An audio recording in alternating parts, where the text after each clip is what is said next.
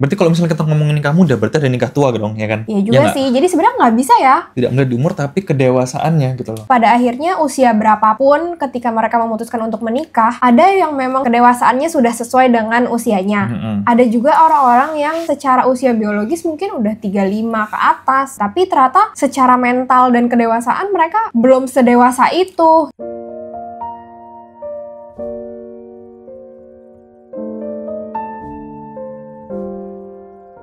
Assalamualaikum warahmatullahi wabarakatuh. Waalaikumsalam warahmatullahi wabarakatuh. Ketemu lagi di Mau Cerita. Dan hari ini kita kembar ya. Iya nih. Karena tandanya kita sudah menikah. Kamu ngikutin aku ya? Kamu ngikutin aku. Iya betul. Aku duluan pakai baju ini. Iya betul. Aku yang ngikutin. Hari ini kita mau bahas topik yang cukup ramai juga diperbincangkan tentang nikah muda. Kamu tuh nikah umur berapa? Aku 25 berarti. 25. Kamu beda setahun berarti ya 24 ya. Kamu di Iya. 24. Sebenarnya itu termasuk nikah muda gak sih, Beb? Aku tuh selalu berpikir nikah muda itu orang-orang yang menikahnya tuh kayak masih 19, 20, 21. Tapi aku merasa orang-orang yang di usia 25 ke atas kayak udah cukup matang secara umur ya. Kalau bicara umur untuk menikah. Jadi kayak nggak tua-tua banget, tapi nggak semuda itu juga. Sebenarnya mau muda mau tua tuh kalau bagi aku tuh relatif ya. Iya relatif mungkin pemikiran kita, society kita, dan juga ya di mana kita berada gitu loh. Dan di masa mana kita berada gitu loh. Cuma kalau ngomongin, ya pasti kan ngomongin yang sekarang ya. Ngomongin yang sekarang, di masa sekarang dan di Indonesia. Sebenarnya nggak ada ya. Nggak ada standar muda itu segini atau nikah tua itu segini, tapi yang ada di society. Jadi menurutku ini sangat subjektif sekali, tergantung society. Tapi kalau di society kita umumnya tuh kan usia 20-an ya. Usia 20-an karena patternnya adalah sekolah, kuliah, menikah. Jadi yang dianggap umumnya kan seperti itu ya, usia 20-an ya, either 20 awal sampai 20 pertengahan mungkin. Kalau 20-an akhir mungkin sudah mengarah-arah ke telat kalau di society ya. Ini ngomongin society ya. Nah mungkin kalau ngomongin nikah muda, di lingkungan kita sekarang di Indonesia dan zaman sekarang itu adalah 20 ke bawah. Ada yang udah mulai nikah di usia di bawah 20 tahun gitu. Kalau ngomongin nikah muda ya, mungkin berarti kan di usia sekolah mungkin ya. Tapi kita termasuk nikah muda berarti menurutmu? Fair lah menurutku. Fair lah, maksudnya nggak yang mungkin nggak muda-muda banget, nggak tua-tua banget gitu kan. Karena kalau ngelihat ngebandingin sama zaman dulu ya, umur belasan juga udah nikah gitu. Iya sih. Jauh sebelum kita tuh belasan udah nikah gitu loh. Siapa tuh? Generasi siapa tuh berarti ya? Yang pasti teman-teman juga punya deh keluarga atau kenalan yang generasinya tuh nikahnya di umur belasan gitu ya. Iya, ya maupun sampai kita tarik mundur banget ke zaman Rasulullah misalnya, sampai ke zaman sahabat, terus itu kan range umur nikah tuh beda-beda gitu loh standarnya gitu. Iya. Karena kedewasaannya juga berbeda kan. Tapi akhirnya bicara soal nikah muda zaman sekarang ini, sebenarnya itu menjadi isu yang cukup mengundang pro dan kontra ya, Mas. Bicara soal nikah muda zaman sekarang, ada beberapa orang yang punya pemahaman pro terhadap nikah muda ini karena dirasa akan punya lebih banyak waktu untuk dalam tanda kutip beribadah. Terus kita akan bisa menjadi lebih dewasa. Terus secara jarak sama anak kalau nanti punya anak juga tidak terlalu jauh. Jadi gapnya tuh nggak terlalu jauh banget. Ada juga orang-orang yang merasa kontra dengan isu nikah muda ini karena dirasa kalau misalnya kita juga masih terlalu muda, kedewasaannya tuh belum sematang itu untuk menikah. Sementara menikah itu kan bukan sesuatu yang hanya 1-2 hari atau 1-2 bulan atau 1-2 tahun, tapi kan ini akan panjang seumur hidup gitu kan. Kalau dari kamu sebagai laki-laki, kamu gimana pandangannya terhadap isu nikah muda ini? Sebenarnya menurut aku mau nikah muda berarti kalau misalnya kita ngomongin nikah muda, berarti ada nikah tua dong, ya kan? Iya juga sih. Jadi sebenarnya nggak bisa ya. Apa sih maksudnya disebutnya bukan nikah muda atau nikah tua? Karena nggak ada juga kan umur yang misalnya nih kalau orang nikahnya umur 35 berarti nikah tua. Nggak juga kan sebenarnya. Ya sebenarnya apa ya menurutku tuh, kalau buat aku ya, yang mungkin didiskusikan atau dibahas tuh bukan perihal nikah muda dan nikah tuanya, tapi apa ya, mungkin menurut aku main isunya adalah di kedewasaannya dan kesiapannya menurut aku. Karena gini, kalau ngomongin case ya, ada yang memang dia di usia muda, ada yang memang sudah siap, ada juga yang memang ternyata belum siap. Pun ketika di usia tua ya, oke lah misalnya di society kita umur 30-an ke atas. Ada yang memang sudah siap, tapi memang belum dapat kondisinya kan. Ada juga yang memang ternyata belum siap juga secara kedewasaan. Jadi kalau menurut aku tidak melihat di umur ya, kalau aku ya. Tidak melihat di umur tapi kedewasaannya gitu loh. Iya. Walaupun memang kita di sini kan ngebahas pada umumnya. Pada umumnya usia muda mungkin di society kita usia belasan itu memang belum cukup dewasa secara umum gitu loh. That's why mungkin apa ya, kalau ngomongin secara generalnya, kalau nikah muda karena mungkin belum terlalu dewasa, mungkin sebaiknya apa bahasanya, bersabar dulu gitu loh, bersabar dulu. Terus di situ juga di usia-usia segitu kan masih usia sekolah, jadi kayak mungkin biar mungkin apa ya, fokusnya tidak terpecah dan tidak terbagi-bagi, mungkin selesaikan dulu sekolahnya gitu kan. Baru setelah itu baru mulai memikirkan nikah, gitu kan society kita gitu. Iya. Jadi kayak seakan-akan kita jangan mikirin nikah dulu kalau misalnya kita masih sekolah. Iya, Fokus aja dulu gitu Fokus loh. aja dulu sekolah. Jadi kayak baru mikirin nikah, baru mikirin tuh Setelah lulus sekolah. iya, baru mikirin, baru belajar, baru merencanakan dan segala macamnya setelah sekolah gitu loh. That's our society gitu loh. Today. Iya. Padahal kalau kayak tadi kamu bilang, kalau kita tarik mundur lagi ke zaman para sahabat, bahkan Bunda Aisyah pun menikahnya di usia belasan pada saat itu, karena memang belasan apa di bawah 10 tahun gitu deh, lupa aku. iya, intinya masih terbilang sangat muda buat kita, karena memang anak usia belasan tahun pada saat ini dan anak usia belasan tahun pada saat itu memang jauh sekali secara pemikiran, kedewasaan, kematangan dalam bertindak, bersikap, segala macam tuh beda banget gitu kan. Sehingga di zaman dulu mungkin belasan tahun udah bisa menikah, mungkin kedewasaannya sama seperti orang yang misalnya nih sekarang usia matang, kayak misalnya 28 tahun, 30 tahun gitu ya. Ya jadi sebenarnya kalau ngelihat zaman dulu, hasil dari parenting zaman dulu dan zaman sekarang di usia belasan tuh memang sangat berbeda. Cuman emang kita tidak melihat dari secara usia ya. Karena pada akhirnya usia berapapun ketika mereka memutuskan untuk menikah, ada yang memang kedewasaannya sudah sesuai dengan usianya. Ada juga orang-orang yang misalnya secara usia biologis mungkin udah 35 ke atas gitu misalnya, tapi ternyata secara mental dan kedewasaan mereka belum sedewasa itu gitu. Ada juga orang-orang yang seperti itu, dan tidak sedikit orang-orang yang sebaliknya. Jadi kayak usia biologisnya tuh masih muda banget, misalnya 22 atau 23, tapi kematangan berpikirnya, terus hati-hati dalam bertindak, dalam bersikap, itu tuh mateng banget. Ada juga seperti itu. Jadi sebenarnya perihal nikah ini kita nggak bisa matokin dari umur ya, tapi gimana kita tuh melihat sudah sedewasa apa sih kita untuk menikah gitu ya Mas? Iya betul, karena misalnya kita patokin angka 25 ya, umur 25. Ada yang 25 sangat dewasa. Ada yang 25 benar-benar belum dewasa gitu loh. Ya kan? Jadi memang sangat spesifik, setiap orang akan berbeda-beda kedewasaannya. Nah, kedewasaan ini kan salah satu faktornya atau salah satu yang bisa yang bisa melatih kedewasaan kita itu kan pasti persiapan dong. Iya betul. Persiapannya ya bisa jadi dari parenting itu sendiri, kalau dari kecil kan didikan. Terus juga mungkin lingkungan. Benar. Iya kan. Terus ya didikan secara umumnya gitu loh. Dan mungkin bagaimana dia mendapatkan pelajaran itu sendiri dari realita misalnya. Contoh, misalnya dia sudah dibiasakan untuk mendiskusikan perihal keluarga atau keluarga besarnya sejak kecil. Dan mungkin dilatih sama orang tuanya untuk dimintai pendapat sejak kecil. Mungkin pas saat kecil, dia akan kaget dan sangat bingung sekali. Tapi at least sudah masuk ke dalam pikirannya dia, oh tentang keluarga, oh tentang pasangan, oh tentang, tentang pernikahan, tentang konflik dan segala macam. Memang dia akan berpikir, walaupun mungkin pada saat masih muda dia sangat tidak ada bayangan sama sekali, tapi dia sudah mulai berpikir gitu loh. Dibanding misalnya sejak kecil dia bilang, gak usah mikirin nikah dulu, gak usah mikirin ini dulu, mikir aja tentang studimu misalnya. Ya dia tidak akan berpikir ke sana gitu loh jadinya. Sehingga mungkin dia baru akan persiapkan setelah studi dia udah selesai gitu kan. Iya, pun kalau misalnya dia merencanakan hal itu, bisa jadi kan, mulai dari mana ya? Karena tidak dibiasakan gitu. Iya, benar. Ya kan? Dan gak ada salahnya kok mempersiapkan hal itu sejak dini gitu loh.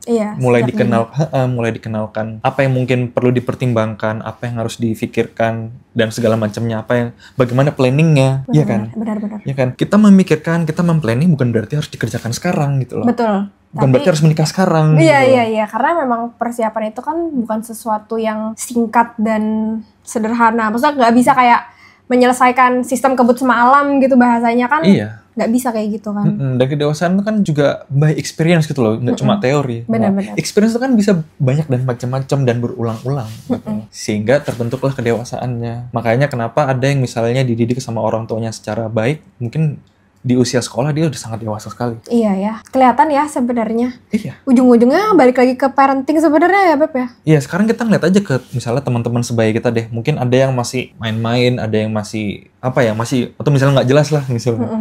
Ada juga yang misalnya sangat dewasa, ngebantu keluarganya, ngebantu orang tuanya, misalnya keluarganya bermasalah tapi dia ikut membantu dan segala macam. Ada kan pasti yang kayak gitu-gitu dan berbeda-beda. Umurnya sama, tapi kedewasaan dan bagaimana dia memutuskan segala sesuatunya itu bisa berbeda, betul. Iya itu ya, persiapan tadi. Kalau yang dari pandanganmu seperti apa? Terutama secara spesifik yang terjadi di Indonesia ya.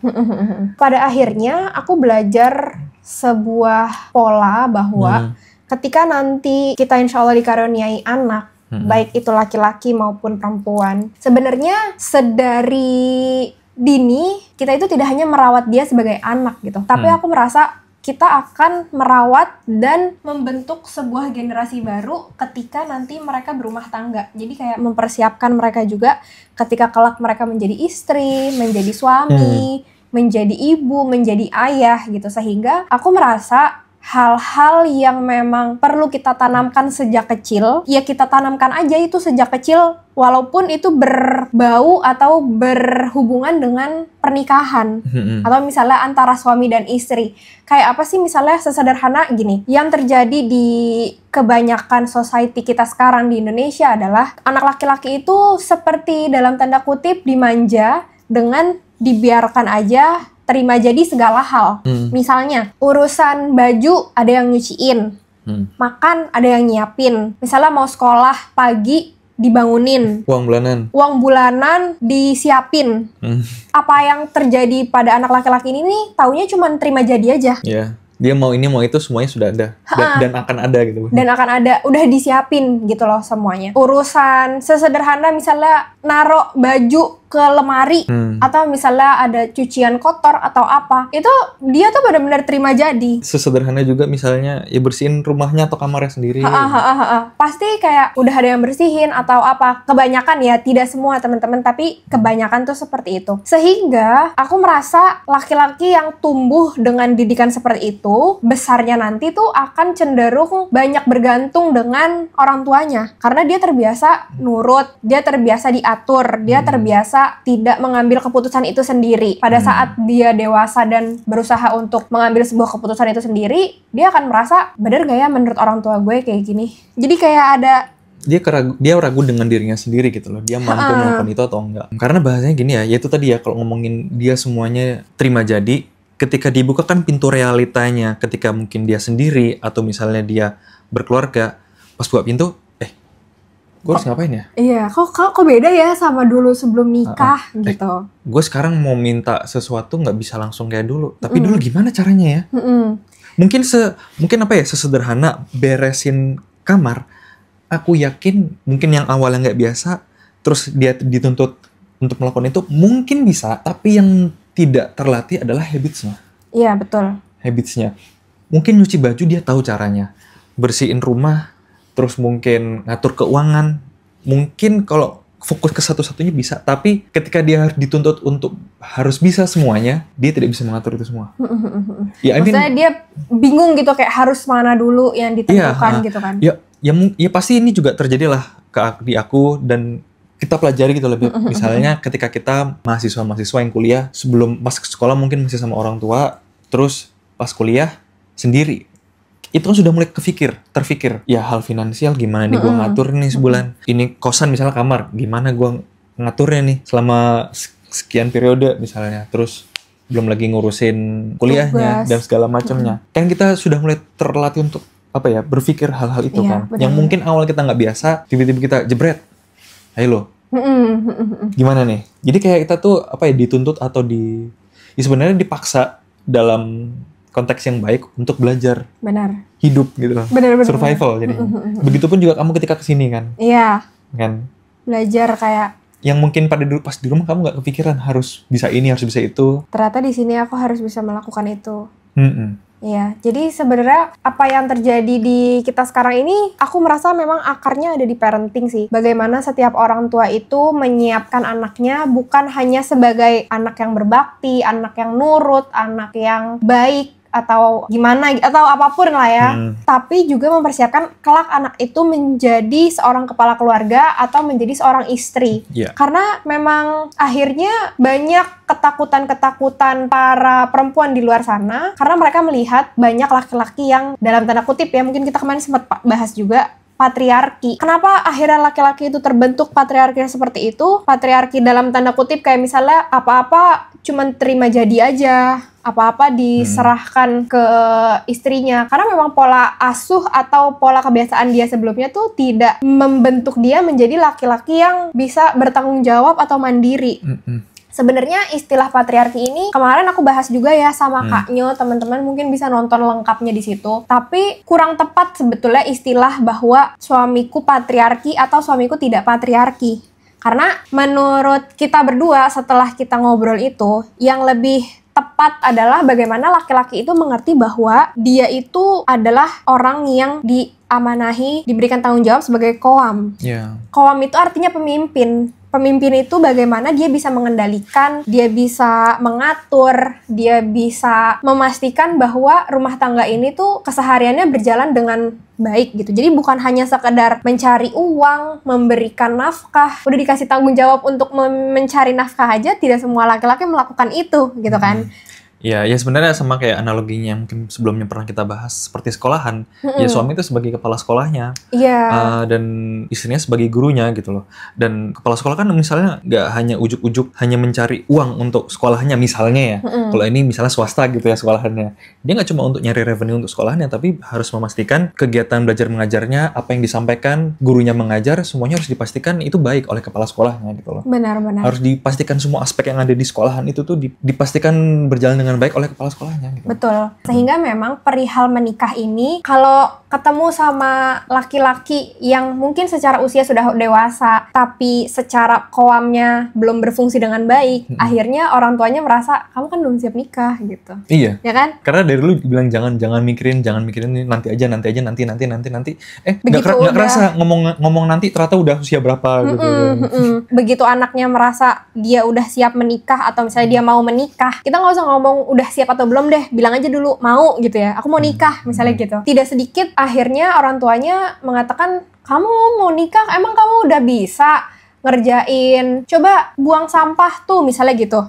Terus ternyata pas dilihat ternyata sampahnya kosong, terus dia bilang nggak ada kok sampahnya kosong. Iya udah mama buang, coba kamu emang udah bisa mengendalikan atau misalnya mengatur isi rumah tangga ini, kamu udah bisa misalnya ngatur kamarnya sendiri, kamu udah bisa setiap abis mandi taruh handuk di tempatnya lagi, kamu udah bisa gini. Akhirnya jadi menyalahkan si anaknya, padahal selama ini pola didiknya terbiasa membentuk anak itu seperti itu. Jadi sebenarnya kalau menurut aku tuh ya tidak sepenuhnya salah orang tua, tapi tidak sepenuhnya salah anaknya juga gitu loh. Jadi sebenarnya tuh buat aku tuh saling mempengaruhi gitu loh. Bisa jadi memang dari sisi orang tua dia memang mungkin sebagai bentuk rasa sayang, dia mau memberikan yang terbaik untuk anaknya, ya kan. Tapi menurut aku juga dari sisi laki-laki ya terutama, aku juga harus punya kesadaran gitu loh. Oh, yang orang tua lakukan ini itu adalah rasa sayang mereka, sehingga bisa jadi ya dia nggak mau anaknya ngoyo misalnya. Itu kan bisa aja karena rasa sayang kan. Betul. Nah kita sebagai anak itu juga harus harus gerak juga gitu loh. Oh karena kita tahu ya udah aku yang inisiatif misalnya. Nggak nunggu disuruh belajar, nggak disuruh mikirin dan segala macam. Ya inisiatif jadinya. Iya, tapi aku merasa ya sebagai anak juga inisiatif itu akan muncul kalau kita terbiasa untuk diberikan ruang atau dikasih kepercayaan untuk bisa inisiatif terhadap apa yang mau kita lakukan. Jadi kita tuh nggak akan mungkin ujuk-ujuk inisiatif sendiri kalau misalnya kita nggak terlatih atau dilatih untuk punya inisiatif gitu loh, Beb. Nah terus akhirnya pada saat kamu mengajukan diri bahwa kamu mau menikah gitu, kamu langsung disetujui apa nggak sama orang tua kamu? Atau bagaimana kamu tuh bisa meyakinkan ke orang tuamu bahwa kamu tuh siap untuk nikah gitu? Aku sih kalau misalnya berangkat dari kondisi yang mungkin belum biasa atau belum sering membahas tentang aku nikah gitu ya. Aku justru memulai dari membuktikan. Karena aku rasa kalau misalnya kita nggak pernah ngomongin sesuatu, terus tiba-tiba kita bilang mau nikah tiba-tiba. ya orang tua pasti tidak akan percaya gitu loh. Ya kan Pada umumnya gitu ya. Karena kan nggak pernah ngebahas tiba-tiba begini gitu. Misalnya ya, justru aku mulai dari memberikan bukti, memberikan pemahaman ke orang tua bahwa oh iya Lutfi ini siap loh. Lutfi ini siap menikah. Dari apa? Bukan dari lisan, Beb. Bukan dari aku siap nikah, tapi dari membuktikan dengan kedewasaan gitu loh. Contoh, aku nggak harus disuruh apa bahasa paling sederhana ya, kalau di rumah mungkin ngeberesin rumah deh. Aku mulai melatih untuk aku bisa ngurusin rumahku sendiri, bisa ngurusin kamarku sendiri gitu. Terus juga mungkin pada saat kuliah dulu kita belum bekerja gitu ya. Aku mulai melatih diriku untuk membuktikan aku bisa ngatur finansialku. Walaupun itu mungkin pertama kalinya aku harus ngatur uang bulananku sendiri gitu ya. Tapi justru di situ sebagai motivasiku untuk melatih diriku dari sisi finansial gitu. Oh, aku dikasih segini, gimana caranya aku bisa memanfaatkan ini misalnya untuk sebulan misalnya. Terus selain itu juga perihal diskusi misalnya orang tua atau kita berdiskusi tentang keluarga gitu ya, atau keluarga besar. Aku di situ misalnya mulai pelan-pelan untuk ikut mendengar, ikut memahami. Kalau misalnya tiba-tiba diminta saran, aku akan memberikan saran. Gitu loh. Tapi kalau misalnya dimintain saran terus tiba-tiba, aduh aku nggak tahu ya gimana ya. Nggak ngerti aku. Itu kan sangat terbukti sekali ketidaksiapannya kan. Dibandingkan misalnya, ya nggak? Kamu sebagai orang tua misalnya, kamu misalnya apalagi seorang ibu ya akan menganggap anak-anaknya, terutama laki-laki misalnya ya, akan menganggap selamanya dia akan anak-anak gitu loh. Akan jadi bocah gitu loh lama-lama gitu kan, beberapa pun umurnya gitu kan. Tiba-tiba kamu tanya, menurutmu gimana ya? Nggak tahu aku. Nggak ngerti aku nggak mengerti aku tentang gitu-gituan. Ya udah, itu sangat mudah sekali kan. Kamu nggak perlu nanya kamu udah siap nikah atau belum, kamu sudah bisa menyimpulkan oh ini anak belum siap nikah nih. Tapi nih tiba-tiba kalau misalnya kamu tanya di kepalamu nih, anakmu nih masih muda nih, masih bocah gitu ya, tiba-tiba dia ngasih saran, oh iya ya, itu cukup kompleks ya masalahnya. Tapi mungkin masalahnya datang dari sini ya awalnya ya, akarnya kenapa ini bisa muncul seperti ini. Karena kalau misalnya ini kalau misalnya ini akarnya di-solve dulu, mungkin ini bisa bla bla bla dan seterusnya gitu loh. Jadi kayak dia mulai menganalisis yang mungkin jawaban itu tidak dibayangkan keluar dari mulut anaknya gitu loh. Kan pasti akan memandang berbeda orang tuanya. Benar. Dan itu kan mungkin butuh, kalau namanya pembuktian kan mungkin butuh waktu gitu loh. Itu sekali, 2 kali, beberapa saat dan segala macam. Iya. Dan lama-lama gimana caranya muncul dalam pemikiran kita, oh ya anakku udah siap. Terlihat dari pembuktiannya dia, terlihat dari kedewasaannya dia mengatur dirinya sendiri dan lain-lainnya. Itu kan pembuktian.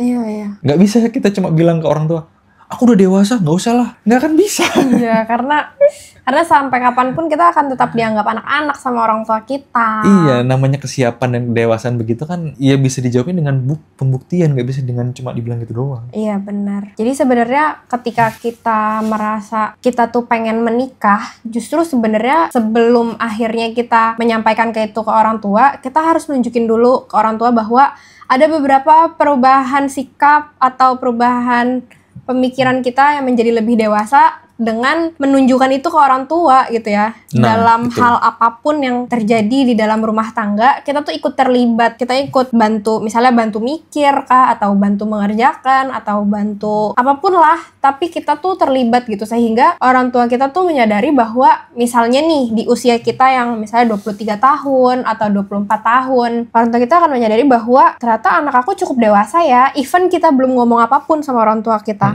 Sebenarnya salah satu tanda bahwa orang tua kita tuh merasa kita udah tidak seanak-anak itu lagi, maksudnya kayak udah lebih beranjak dewasa, adalah ketika kita sering diajak diskusi sama orang tua. Ya, dan itulah namanya building trust.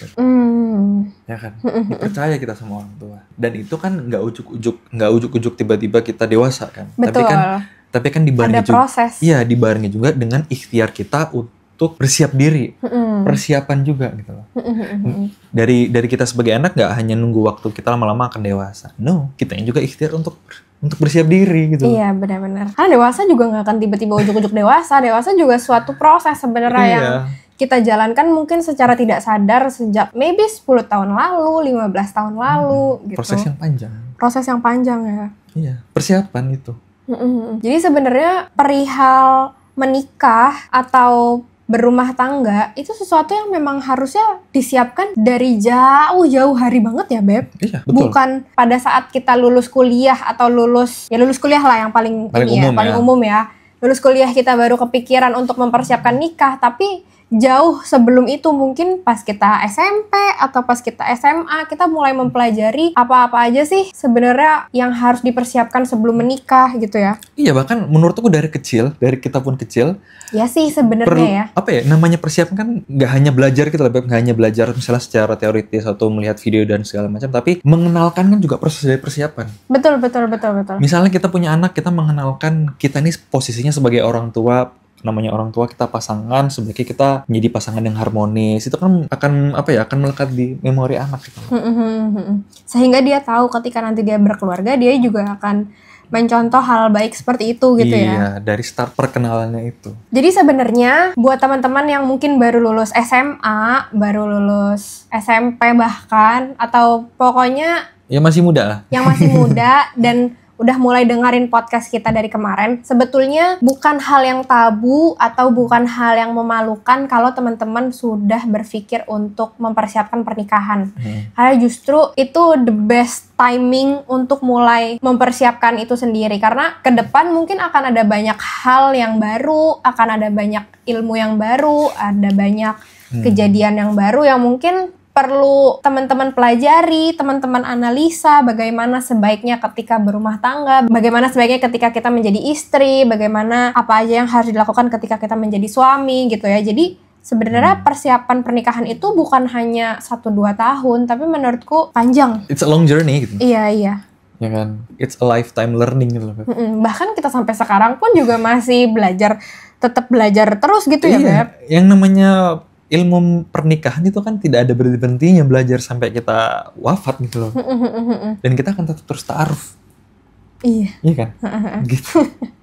Karena ta'aruf itu bukan hanya sebelum menikah loh teman-teman. Ternyata setelah menikah pun kita ada fase ta'arufnya. Karena terus-terusan. Karena ta'aruf itu kan saling mengenal gitu kan. Bagaimana aku bisa mengenal kamu seutuhnya, kamu bisa mengenal aku seutuhnya. Dan itu gak bisa kalau dipatokin dengan usia ta'aruf yang misalnya cuma 6 bulan. Ya nggak bisa. Makanya setelah menikah itu ada ta'aruf post-married gitu ya. Iya, istilahnya begitulah ya. Istilahnya begitu. Dan kemarin kita berdua punya satu kolaborasi buku judulnya Menuju Pernikahan Syar'i. Jadi ini adalah buku persiapan khusus untuk teman-teman muslimah. Tapi kalau misalnya ada teman-teman yang laki-laki mungkin perlu tahu apa aja sih yang dipersiapkan sebagai seorang muslimah, itu juga bisa banget punya buku ini. Dan kenapa akhirnya aku tuh seneng banget sama buku ini, karena it's more than just a book gitu loh.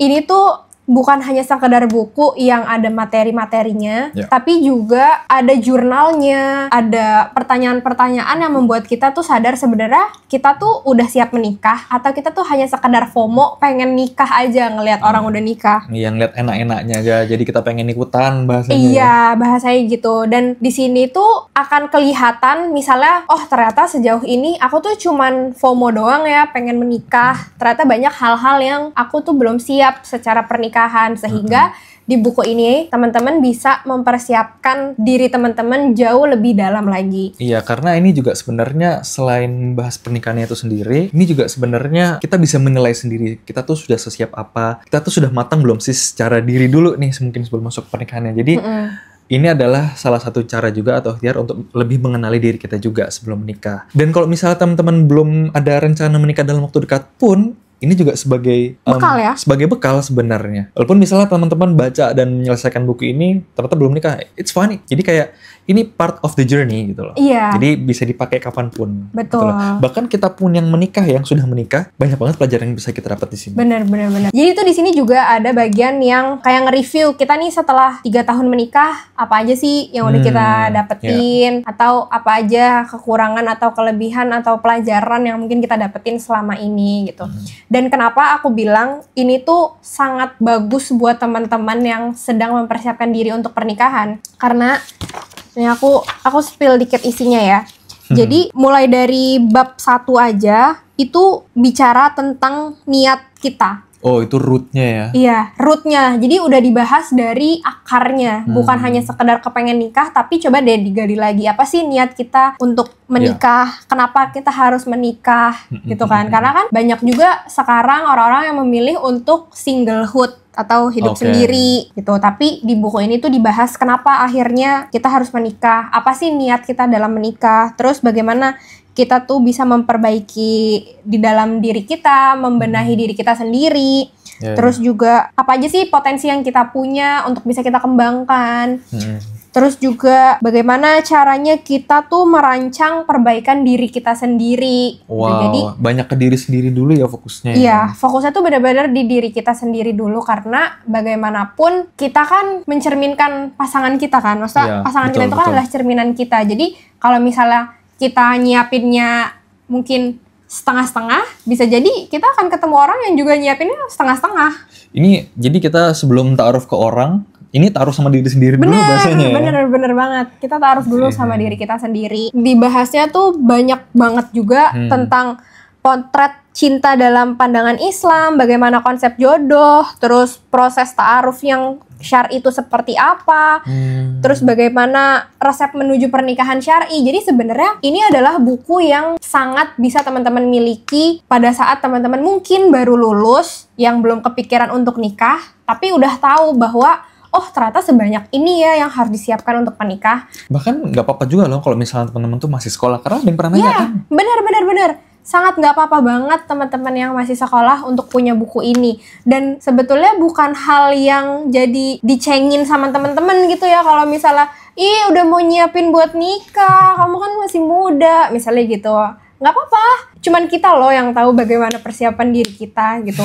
Bisa jadi pada saatnya nanti kita sudah sangat betul-betul siap, kita sudah siap, tapi teman kita baru mempersiapkan gitu. Iya. Bahkan buku ini sebenarnya didesain untuk panduan lengkap 12 bulan persiapan muslimah. Jadi sebenarnya buku ini didesain untuk 1 tahun persiapan teman-teman. Apa-apa aja sih yang harus dilakukan di bulan pertama, bulan kedua, bulan ketiga, bulan keempat, seterusnya sampai 1 tahun ke depan. Terus kalau misalnya ternyata nikahnya 3 bulan lagi gimana? Ya nggak apa-apa juga sebenarnya. Yang jelas tuh teman-teman akan tahu apa aja sih yang perlu dipersiapkan, apa aja sih yang perlu dilakukan sebelum menikah gitu. Sangat detail hal-hal yang aku tuh merasa ya Allah, andai buku ini ada sebelum aku nikah ya, aku udah punya pasti juga gitu. Jadi hal-hal yang perlu teman-teman persiapkan mulai dari persiapan secara fisik, mental, spiritual, sampai hal-hal yang berhubungan dengan pola makan, sosial, segala macam, pokoknya semuanya tuh ada di sini. Jadi teman-teman yang pengen punya buku ini, kita insya Allah akan buka early bird-nya. Nanti info lebih lanjut, teman-teman bisa follow Instagram aku atau Instagramnya Kak Lutfi, atau teman-teman juga bisa follow Instagramnya Bright Talk ID buat info berikutnya tentang early bird buku ini. Buku ini tuh limited edition teman-teman, dan buku ini tuh stoknya terbatas karena ini pertama kali ya kita punya kolaborasi buku, dan kita tuh sangat memperhitungkan sekali eksklusivitas buat teman-teman yang nanti akan punya buku ini. Jadi kalau misalnya once itu udah sold out, itu maaf banget teman-teman, udah nggak ada lagi bukunya. Jadi selama ada kesempatan untuk punya buku ini, saran aku teman-teman harus punya. Ini sebagai bentuk investasi juga sebenarnya untuk mempersiapkan diri kita menjadi seorang muslimah yang baik sebelum pernikahan gitu. Iya. Kalau menurut kamu sebagai laki-laki, buku ini tuh apa sih buat kamu sebagai laki-laki? Ini kan sebenarnya persiapan untuk perempuan kan, tapi menurutmu kalau untuk laki-laki yang pengen punya buku ini gimana? Kalau aku yang mungkin sering dengar kamu cerita ya, terutama mungkin kamu suka sharing tentang buku ini, justru ini juga menjadi pelajaran dan ilmu buat aku, terutama untuk misalnya memahami perempuan itu sendiri. Oh, iya betul ya. Iya dong, ya kan? Kadang-kadang nih bisa jadi untuk persiapan, apa yang difikirkan laki-laki dan apa yang difikirkan perempuan belum tentu sama gitu loh. Prioritasnya mungkin juga beda gitu loh. Walaupun sama-sama baik gitu kan. Tapi aku jadi mendapat sudut pandang dari sisi perempuan gitu loh. Ah, I see. Ya kan? Pun nanti ketika kita berumah tangga, kan nanti fokus perannya kan juga ada masing-masing gitu loh. Misal, untuk laki-laki dia paling jelas misalnya urusan nafkah yang paling prioritas gitu kan. Kalau seorang ibu kamu nanti kalau punya anak kan fokusnya lebih ke menjadi madrasah utama. Nah itu kan persiapannya kan akan beda juga gitu kan. Gitu, jadi kayak aku mungkin mempelajari dari apa sudut pandang laki-laki, tapi aku pun juga jadi tahu gitu loh bagaimana sih sudut pandang perempuan untuk mempersiapkan rumah tangganya gitu. Dan terutama mengenali dirinya tuh tadi ya. Jadi bermanfaat juga buat aku dari sisi laki-laki. Iya, jadi sebenarnya buat teman-teman yang laki-laki juga nggak apa-apa kalau emang mau punya buku ini untuk mengetahui itu ya yang tadi kamu bilang bagaimana point of view kita sebagai perempuan, apa aja yang kita siapkan sehingga laki-laki juga akan tahu apa aja yang harus disesuaikan dan disiapkan juga dari sisi sebagai laki-laki gitu. Iya, karena dulu fun fact ya, aku dulu juga pernah loh baca tentang buku kayak gini tapi sebenarnya itu khusus perempuan. Oh iya? Iya. Oh, aku baru tahu. Iya, jadi dari judulnya aja sudah ada wanitanya gitu loh. Oh iya? Iya, dan bukunya kayak gini, maksudnya vibes-nya tuh kayak gini gitu. Pink. Iya, maksudnya bener-bener vibes untuk perempuan, tapi aku baca dan setelah aku baca itu sebenarnya ya itu tadi aku ngerasa oh seperti ini ya perempuan gitu loh. Jadi lebih paham aja sih. Oke. Ya, jadi gitu sih. Setelah. Kita berdua juga seneng banget. Kita mau ngucapin terima kasih banyak buat Bright Talk ID yang Iya, Masya Allah. udah ngajak kita kolaborasi. Buat kita ini juga jadi ladang dakwah kita, Iya. ladang sharing kita, ladang berbagi kita, ladang kita memberikan fasilitas untuk teman-teman yang mau mempersiapkan dirinya menjadi seorang istri, menjadi seorang ibu gitu ya. Supaya memang dipersiapkannya itu benar-benar matang gitu. Karena nikah muda itu bukan sesuatu yang mudah, tapi nikah muda itu sesuatu yang insya Allah penuh dengan keberkahan kalau misalnya kita bisa mempersiapkan itu dengan baik dan matang gitu teman-teman. Iya betul, dan kita sih selalu ya berharap dan selalu berdoa semoga apapun ikhtiarnya dan dalam hal ini dari buku ini semoga semakin banyak kebermanfaatan yang bisa kita kontribusiin ya ke banyak orang Betul. gitu sih, dan semoga semakin banyak juga hal-hal baik yang bisa diambil ya. Iya betul. Dan buat teman-teman yang kemarin udah ikutan PO dan udah nerima bukunya, boleh dong tulis di komen gimana sih menurut teman-teman kesannya ketika melihat buku ini atau pas baca isi buku ini, ngelihat semua isi bukunya, boleh dong tulis di komen, kita juga mau tahu. Yes, iya soalnya penasaran juga sih sebenarnya. Siapa tahu ada sudut pandang lain yang mungkin kita nggak kepikiran sebelumnya. Iya, Gitu. betul banget. Gitu aja sharing kita hari ini. Tetap semangat buat teman-teman yang mungkin sedang mempersiapkan diri menjadi seorang istri, seorang ibu, seorang suami, dan seorang ayah. Semoga langkah apapun yang kita tempuh, ilmu apapun yang kita pelajari, kelak bisa bermanfaat buat rumah tangga kita. Amin, amin, ya rabbal alamin. Terima kasih udah nonton kita sampai habis. Jangan lupa kalau misalnya kalian nonton, tag kita berdua. Sampai ketemu lagi di video berikutnya. Wassalamualaikum warahmatullahi wabarakatuh. Waalaikumsalam warahmatullahi wabarakatuh.